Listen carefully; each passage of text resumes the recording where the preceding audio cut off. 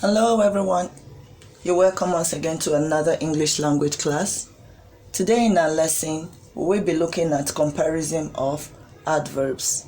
Remember in our last lesson we talked about adverbs and then the types and some examples. And we said that adverbs are those words that modify or describe verbs, actions. They can also modify or describe adjectives and even sentences in general. But we said for the purpose of our lessons, which we are considering for this level, we are focusing mainly on verbs, the use of adverbs to describe or modify verbs. So today we'll be looking at comparison of adverbs. And by that, we mean the way adverbs are used to compare actions. Remember, verbs are action words. So the way we use adverbs to compare actions is referred to as comparison of adverbs. Okay, so there are three degrees or categories of comparison of adverbs. Just like we have in adjectives, we have three groups, and they are positive, comparative, and superlative. The positive describes an action. It describes just an action in itself. For instance, the boy read fluently. So the reading is the action. Then the way the reading was done is the fluently there. So the adverb there is fluently, describing how the reading is done. So that is positive. Fluently there is positive because it describes an action just in itself. Then when you come to comparative, this is the adverb that is used to compare one action to another. So here now you are comparing between two actions. So you can say the boy read more fluently than the girl. So you are now comparing two readings, okay, using the word fluently, but in the comparative form you have to compare one to another and you say more fluently. So the third one is the superlative adverb, and that one is used to compare one action to two or more actions. If you recall, it's just similar to the way adjectives are also categorized. You have the positive, comparative, and superlative, and then you have the positive one which describes a noun. The comparative is like used to compare one noun to another, and the superlative used to compare one noun to two or more nouns. It's just the same way it functions. Okay, so in the superlative, for example, you could say the boy read the most fluently among the three friends. Okay, so these are just the three categories. We are now going to look at adverbs and the way they convert from the positive to the comparative and the superlative. So the first category we're going to look at is that of adverbs that end in ly, or they have three or more syllables. So such adverbs that end in ly or have three or more syllables, they form their comparatives and superlatives by adding more and most respectively. So to form the comparative, you add more to that adverb, and to form the superlative, you add most. So here are some examples. So you have the word gladly. She gladly did the job. Gladly tells how the job was done. That's the positive, okay? Describing an action in itself. And then more gladly is the comparative. When you are comparing one action to another, you can say she did her job more gladly than her colleague. That is comparative form. And then the superlative, which is comparing one action to two or more actions, is most gladly. She did the job the most gladly among all the employees. So the next example says sweetly. So that's the positive. She sang sweetly. The comparative form is more sweetly. She sang more sweetly than her sister.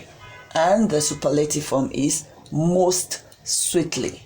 The little girl sang the most sweetly among the kids. And then the last example here is confidently. Confidently. Confidently is the positive, more confidently, most confidently.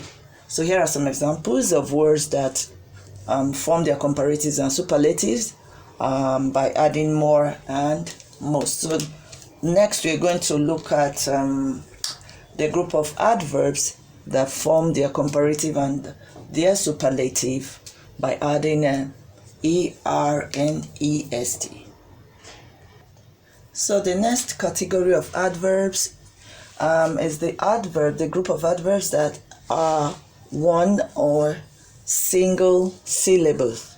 They are one or single syllable, and such adverbs form their comparatives and the superlative forms by adding er and est respectively. They change to the comparative and superlative by adding er. This is more or less like the adjective, the comparison of adjectives. When we look at them, there's a category of those that change by adding er and est, and then we also have those that change by adding more and most. Okay, so some examples that we have here for adverbs are late. These are single syllables. Late, fast, high. Like he arrived late, he came late, he ran fast, he jumped high. So you see how they are adverbs, they describe actions. So this, the comparative form of late is later. He arrived later than he said he would. Then you have latest. He arrived the latest among all the delegates. Late, later, latest. Fast, faster, fastest. And then high, higher, highest. So these are some examples of adverbs that are single syllables and that change to the comparative and the superlative forms by adding er and est. Okay, so the last category we're looking at is the one that is considered irregular, the category of irregular adverbs. Okay, why do they consider these as the irregular ones? They are because these adverbs do not follow a particular pattern. Like the other ones we considered, there's a pattern for those that probably end in ly, those that have like 3 or more syllables, and just like that, and those that have 1 syllable. All those categories, they have a particular pattern they follow when they are changing to the comparative and superlative forms. But in the case of this category, these adverbs do not follow a known pattern, a particular pattern. They just change in their own unique ways. So some examples that we are going to look at are well, badly, much, little. He ate well. He fell badly. He did much. She did little. Okay, so just to show how these are adverbs, okay, because in some cases they could be adjectives like much and little. Okay, so the comparative form of well here is better.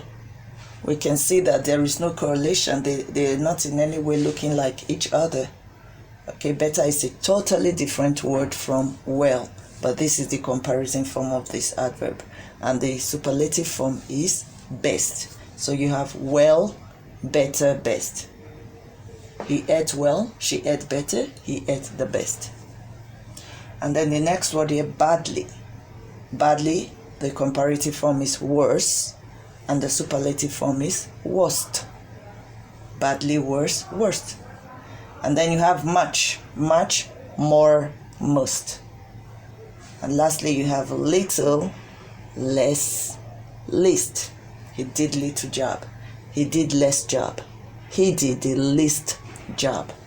Okay, so these are some examples of the adverbs that fall in the category of irregular adverbs. So here is what we're going to call it today. For today, I hope you've learned something, and we hope to see you again next week.